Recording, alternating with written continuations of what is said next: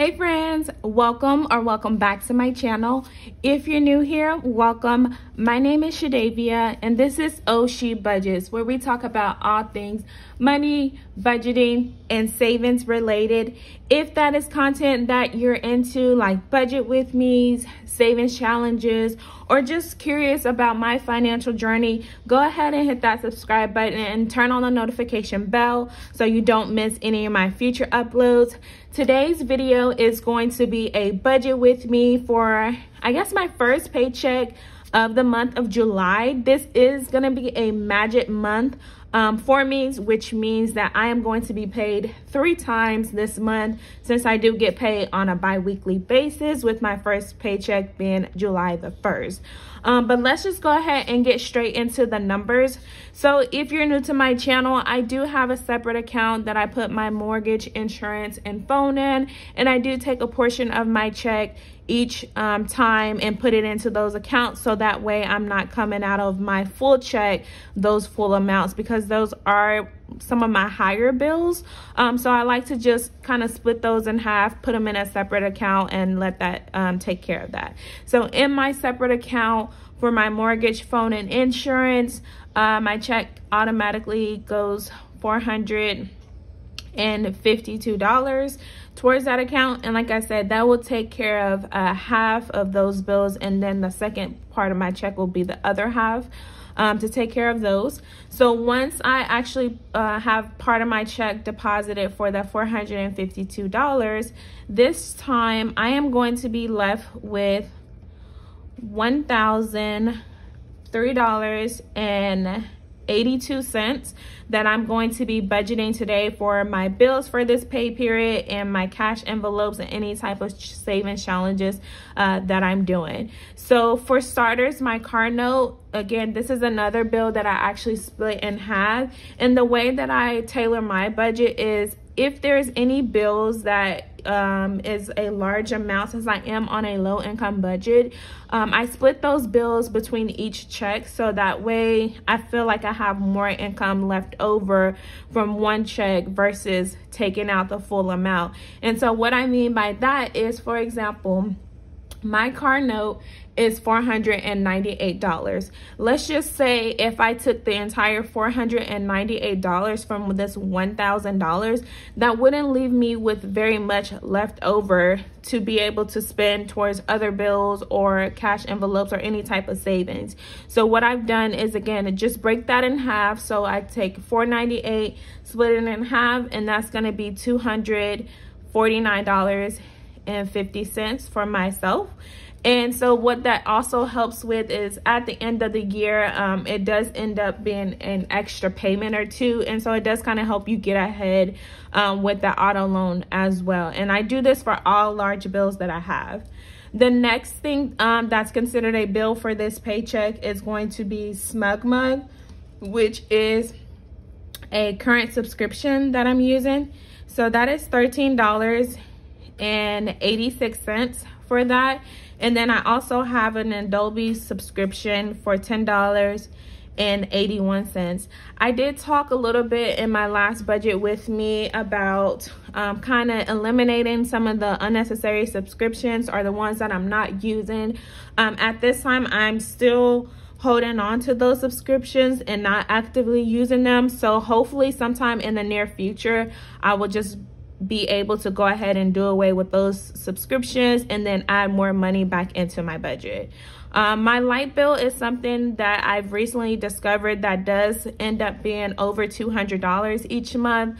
So what I've done with that bill is the same. I'm actually going to be putting $100 from this paycheck towards my light bill, and all I'm doing is essentially setting that money aside, so that when I do my next budget with me, whatever that payment is, so let's say my light bill comes out $215, I am only going to be taking $115 from my second paycheck versus taking the entire $215 because I didn't set money aside. So I did start that recently, and I have noticed a change in my budget with doing so. The last bill that I actually have for this paycheck is my gym membership, And so I do have a just standard gym membership, and that is $10.83. And so that actually takes care of our bills for this paycheck. So we're gonna take the $1,003.82 and we're gonna take away our bills. So $249.50 minus $13.86 minus $10.81 minus the $100 and then $10.83. So that is gonna leave us with $618.82 that we're going to be left with to stuff our cash envelopes and our savings challenges. Y'all, we recently I just have a quick story, I guess, or announcement. I absolutely love the company that I currently work for. Like, I started with this company last year and it just has been a blessing to both me and my family. Y'all, today we received an email from, like, I guess honestly, I don't even know what his official title is. I just know that he's my boss's boss, if that makes sense. So he sent out a floor-wide email, and to stay competitive with the market, they are increasing our pay. So that means we're getting another pay raise. Like, everyone is gonna get a pay raise, just so that we can stay competitive in the market. And they usually do, from my understanding, it's usually one raise a year, like your end of year raise. But we're doing a mid-year raise, competitive raise. So my budget is gonna continue to hopefully increase. I'm not sure how it's gonna affect every person, but I do know that we're supposed to be seeing it coming August. So that's still a ways away, but I did want to share that exciting news with you guys, because I just feel like this year, just being in tune with my finances, I had so many financial wins, and I'm just feeling extremely blessed, you guys. Like, before I actually started looking at my finances and, you know, just doing my budget consistently, like, I would just swipe my card. You know, I would swipe my card. I would say, oh, I got the money in my account. I would put it on a credit card, be in so much credit card debt. But now it's like I have a clear track mind. I know exactly the goals that I want to accomplish. And I'm doing just that. And it's so amazing to see, because if you guys go back to, you know, my first video, if you're new to my channel, if you go back to January and just see where I am now, like, and even when it comes down to my savings, you guys are going to be able to see, like, being on a low income budget, yes, there's some downfalls to it, but it's all about how you manage your money and how you figure out what actually works for you, because no two budgets are ever going to be the same. Like, the base work is the same, you know, you have your income, your expenses, and then what you can save, but no two budgets are ever the same. So never compare your budget to someone else. Never compare your income. Like, it's all possible. You know, it is all possible. You just have to set a plan and really go for it. So that's what I'm doing. And I hope you guys are enjoying my content and continue to follow me on my journey. But let's just go ahead and get right back to this budget with me. So we're working on our cash envelopes. And these are the expenses that I carry cash for, like my daily variable expenses that I would need to make purchases for. So for groceries, again, my grocery budget is always $100 for the week. And I do say for the week because I get paid bi-weekly. So 1 week I pay for groceries, the next week my husband pays for groceries. And that's how we actually do it in our household, because we get paid 2 separate weeks, which actually works out better in my opinion. So I still have my gas tank is filled up. I still have the $85 from my last budget with me because my husband did fill up my tank. So I still have that $85, but I think what I'm gonna do is just go ahead and transition that money over to my sinking funds, since I am coming due for my inspection and registrations. And so it's still technically, you know, for my car, but it's just not gas. Instead, it's gonna be like car maintenance is what I have it titled for in my sinking funds. So for gas, this pay period, we're still gonna give it $85. And that $85 is going to be to fill up my tank. Like I said, I have the leftover 85, but that's going to our sinking fund. So we need to put money in the gas envelope for when it is time for me to actually fill up again. For household for this week, we're giving it $20. And we did end up using the $15 that was in our envelope from last time. So what I did is I got 2 things of tissue and 2 things of paper towel from Walgreens, and they had it, I think it was buy one get one 50% off, and then they had an additional coupon. So it ended up being like $14 and some change. So I guess there's like $1 left, but again, we usually use those spare dollars to go and actually refill our water filter. So this week we're giving it $20, and I think I'm just gonna go and get like some body wash, or yeah, get some body wash because we're kind of running low on that. We have the bars, but I like to use the what is it, Dr. Bronner's. Like, that body wash is amazing. If you haven't tried it, go try it. It is a little on the pricier end, but if I don't get the big bottle, then I'll just get the smaller ones, and then I'll just remind everybody to be cautious of how much they're actually using, because we do have other body wash and soaps, but I just like that one. So I might end up getting one of those. Now for self-care, I always give myself something for self-care, and you guys, you will be proud of me because I actually decided to go ahead and purchase my tickets for the concert that's coming in October, the Mary J. Blige concert. So I did go ahead and purchase that, and I took that money from my self-care envelope. So the total for that was $146.50, and I think in my envelope I had like a little over $200. So I'm gonna go ahead and, like I said, continue to put money into my self-care envelope every time, even if it's just $5, and that's just to put money aside for myself. I am still looking to get some gym clothes. I think I want to go get my toes done. Like I said, it's baby steps for me, but I just wanted to share that with you guys as well, because I know I mentioned it last time, and so I actually did it, you guys. So give me a thumbs up because I'm proud of me, and I know you guys are going to be super proud when you watch this video to see that I've actually used my self-care envelope. Next we have Miscellaneous. And Miscellaneous is actually getting 0 because, again, I want to be as intentional with my budget as possible.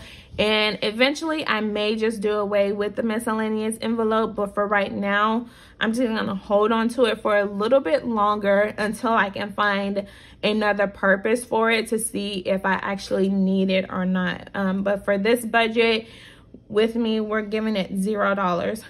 Next, we're moving on to our family fun. And family fun is self-explanatory. So anything that we do as a family, that's fun. That could be ice cream, arcade, aquarium, zoo, dinner, like anything that we do as a family. I like to put money aside to be able to do some family activities as well. So for this paycheck, I am giving it $36, and I just found out that my kids are actually going back to school August the 8th, so very, very soon. So I'm gonna put a small maybe itinerary together to do something at least once a week with them before they get back to school and get back to regular programming. So that way they don't feel like their summer was a complete waste, since we haven't really done much. And they still go to daycare throughout the day as well. So we'll put that money aside, and then we'll kind of figure out what we're gonna do with it. If your kids are out for the summer as well, let me know like how you guys are spending time this summer, any fun activities that you guys are doing with your family. Let me know to give me some ideas, because I'm always open for those as well. So now we're gonna move over to our savings. And so for our savings, you guys see I have my tracker pulled out, so we're still moving along on our 100 envelope challenge. Ooh, 100 envelope challenge. My mouth got like super dry, y'all. I'm sorry. 100 envelope challenge. And so for this pay period, we are putting $182 towards our 100 envelope challenge, which does give us another 2 envelopes.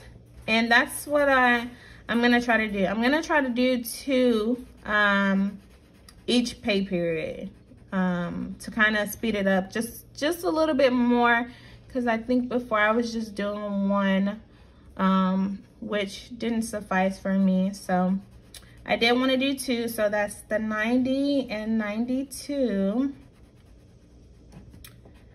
Alrighty, so then we have that taken care of for our 100 envelope.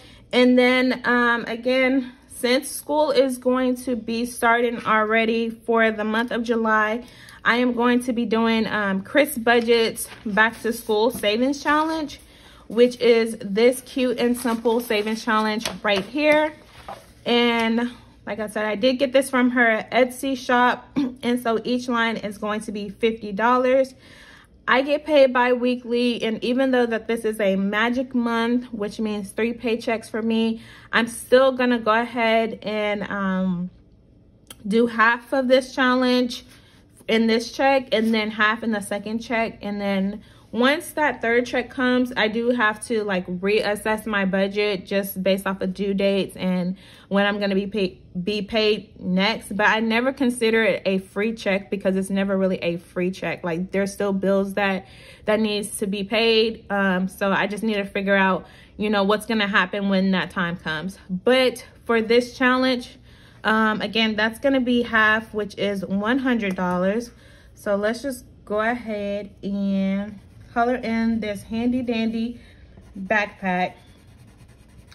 And if you're a little OCD, I am sorry, but that I started on that top line.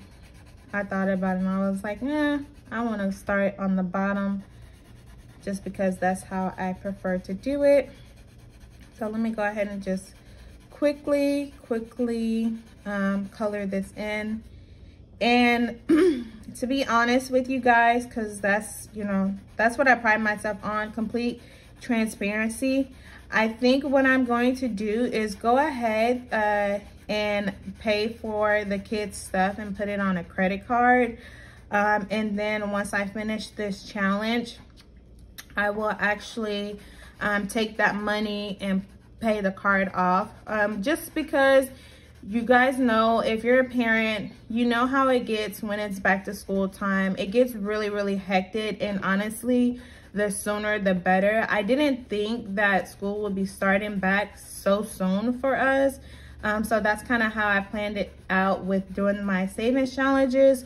But like I said, it's not a big deal. I mean, I'm still doing the challenge to save the money for back to school purposes. So it'll still go towards that. It's just, I don't want to run into the issue where I can't find some of the things that I need because, you know, I waited to the last minute or whatever the case may be. So I may end up doing that. It just completely depends, because I think my next check, I don't think it's going out. I think my next check is like on the 15th or something like that.